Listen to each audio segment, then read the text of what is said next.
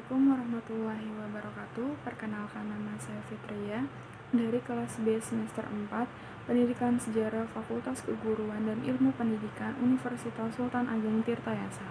Di sini saya akan memaparkan materi historiografi Eropa klasik.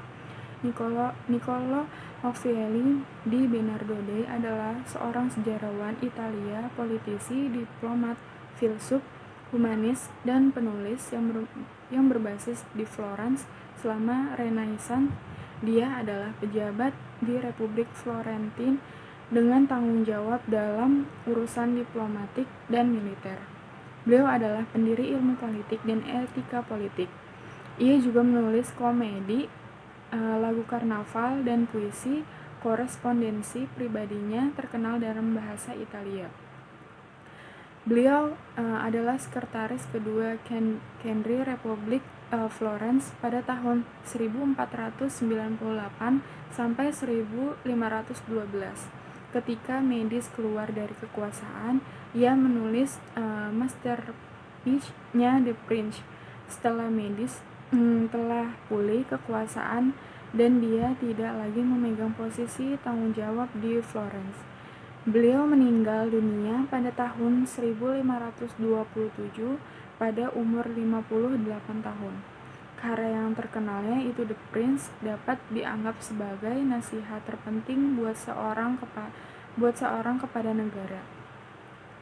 Pikiran dasar buku ini adalah untuk suatu keberhasilan seorang pangeran harus mengabaikan pertimbangan moral sepenuhnya dan mengandalkan segala sesuatunya atas kekuatan dan kelicikannya.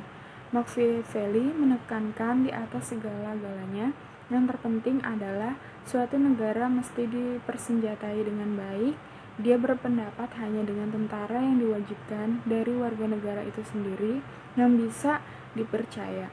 Negara yang bergantung pada tentara bayaran atau tentara dari negara lain adalah bahan lemah dan berbahaya.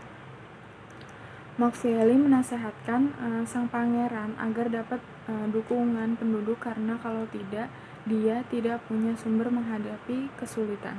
Tentu Machiavelli maklum bahwa kadangkala seorang penguasa baru untuk memperkokoh kekuasaannya harus berbuat sesuatu untuk mengamankan kekuasaannya, terpaksa berbuat yang tidak menyenangkan warganya.